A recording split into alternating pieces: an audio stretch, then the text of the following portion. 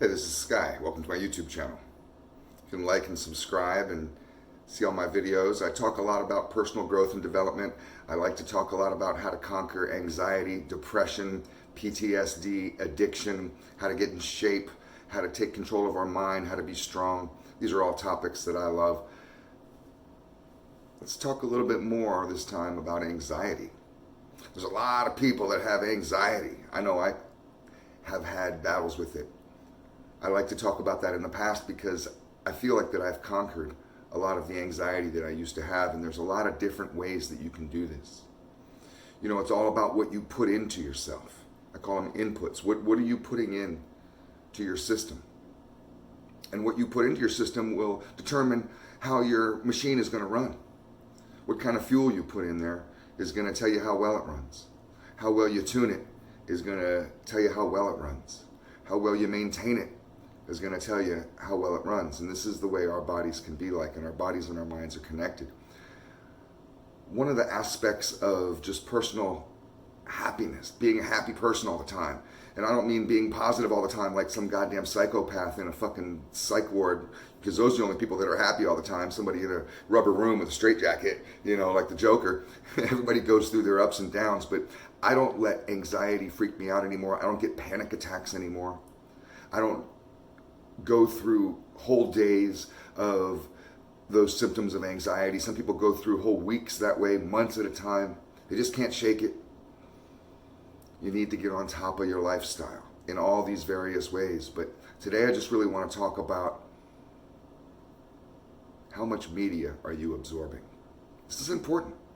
I learned a few years back from my brother. He taught me this. He owns martial arts schools, or he used to. He's heavily into martial arts as a lifestyle. And he asked me one time, he was just like, why do you watch the news? He was listening to me bitch about the media, about the news. And I catch a lot of news on social media. I was catching news on various websites. I get both Yahoo and Google newsfeed on my phone, plus the Wall Street Journal, New York Times. I'm checking every paper. I'm checking every site. I was just absorbed with this stuff all the time. And it would be a constant topic that I would want to bring up in any social scene, anywhere. I'm talking about politics. That was me. My brother asked me one time, and he was just like, what does all this do for you? You spend a lot of time being outraged, being excited, being angry over stuff that you don't control, stuff that has nothing to do with you. We don't even live in a city where politics exists. Maybe you do, but I live in a beach town in the middle of nowhere, Florida. We don't even have any large city. I'm not even in a suburb of a large city. We don't have any large cities within, an hour of where I live. Where I'm just in the middle of nowhere. So it's not like I'm looking out my window, and I used to live in D.C. and there's the White House, there's a Capitol building down the other way, and you feel like, shit, this stuff is happening right outside my door. I better be involved.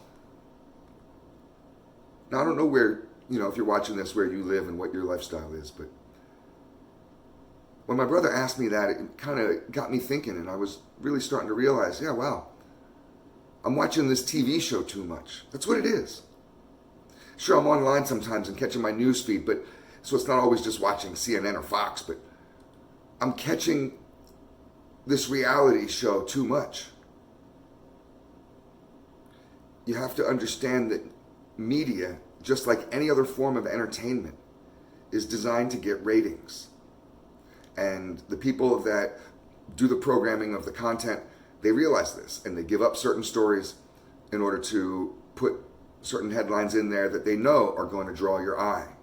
Especially when you're looking down, say, your Yahoo feed or Reuters or, Bloomberg, Huffington Post, whatever. I check them all. I used to. Now I check none of them. But I would check liberal and conservative. I felt like I had to know everything. They put all these little targeted headlines so your eyes can track through better. They're not going to put boring shit.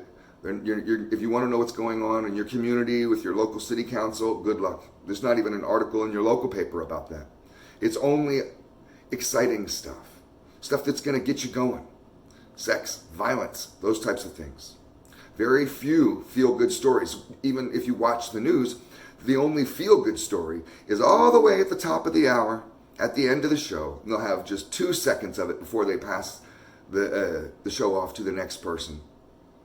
Or even if it's on a website and you're on the Daily Wire or wherever, and you're on whatever website you like to go to, all those feel-good stories are in just a little button. You got to find it, and it's, those are rarely updated because that doesn't sell. That doesn't capture likes. That doesn't capture views. That doesn't get people paid. We all know this. We know this. You want to go see a good movie? It's old. Remember that movie Network? I believe that's what it was called. That movie talks a lot about how media works. And that was a good movie.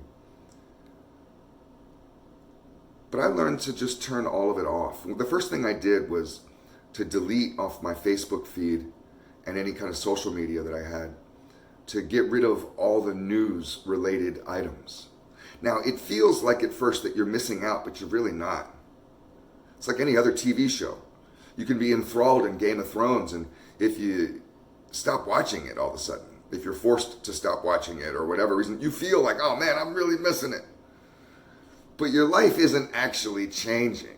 You can still go to work, you can still love your family, you can still work on your mind, body, and soul. You can still make yourself and your community a better person. You can still have an effect in each one, teach one, aspect. You can mentor people. You can do all kinds of things to make your world a better world if that's what you're all about. Go to your church, and I could just go on and on with ways that you could make the world a better world that actually matter. But to sit there and feel like that I have to constantly keep up on the news doesn't really do anything.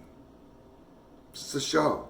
So the reason why I'm going off on this is because it was giving me anxiety. It was adding to the overall flustered kind of anger that I was walking around with. And I had anger issues anyways, just from all kinds of past traumas, addictions, depressions, heartbreaks, a lifetime of what I thought was failure, all kinds of stuff I'd walk around with all the time. And then to have to sit and make it worse with this show that I'm watching, this news feed that I'm catching all the time on my phone, at stoplights, in the elevator, anywhere, at the doctor's office. I pull out my phone and start scrolling headlines. All it does is make me angry or afraid. Oh no, the end of the world. Oh no, I better go buy a bunch of guns. Oh no, I better go and pray. I better go do this. I better go do that. Who wants to walk around like that? I can't operate successfully in my business. I'm self-employed. I can't operate successfully with my relationships, with the people that I love, if I'm kind of on edge.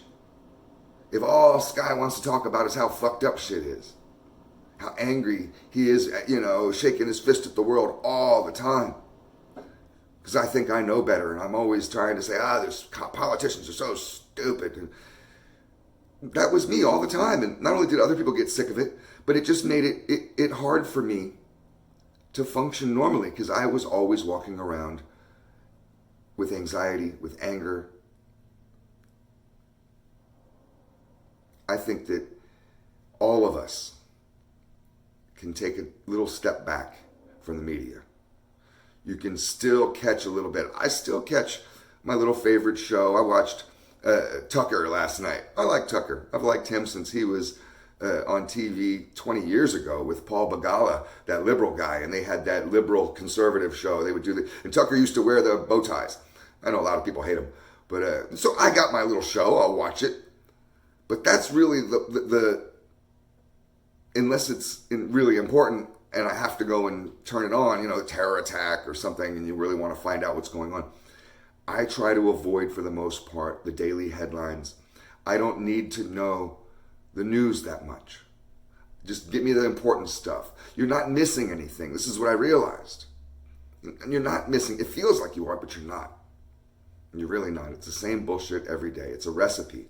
They actually, on the websites that they run, the New York Times website or Bloomberg, I could just list anyone. They have algorithms that they draw stories that go through their filter and that they can put onto their website. And the more you click on those types of stories, the more it's going to feed it to you.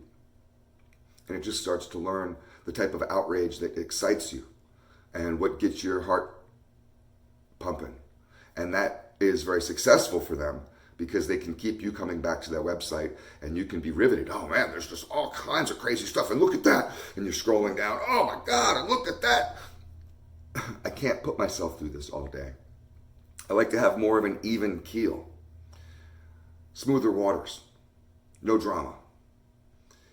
When I have easy days with no excitement like that, I can provide excitement for myself in other ways and truly enjoy it. I can go to a concert or go walk on the beach and enjoy the sunset or grill in my backyard, all things I like to do, and really be in the moment and really enjoy it for what it is. Instead of to be sitting there flipping my chicken on the grill, which is normally an experience I like. I've always loved barbecuing. And sitting there thinking about, God damn, fucking Hillary Clinton, God, you know, these motherfuckers.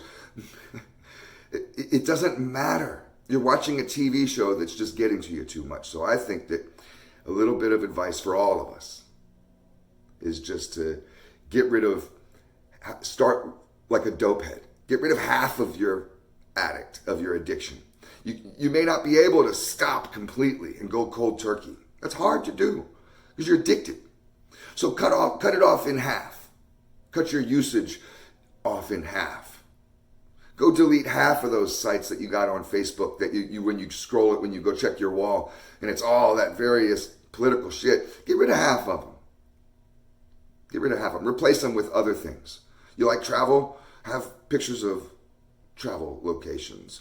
You know, like motorcycles, pictures of motorcycles. Whatever. But replace it with something that's going to give you enjoyment when you see these memes and pictures and articles and you're like, yeah. Instead of giving you anxiety, giving you anger, making you afraid. So just cut it off in half and see how that works for you. And trust me, you're going to be a lot happier. You're going to all of a sudden notice after a couple weeks, and wow, I've been having a lot more good days in a row. I feel a lot stronger. Even your personal health will start getting better. You know, thinking negative thoughts all the time and being bombarded by bullshit drama from around us that keeps us in this kind of flustered mode, just as an animal, that wears on you. That makes you old, makes you weak. So cut it off in half. See what that does for you. Thanks for watching.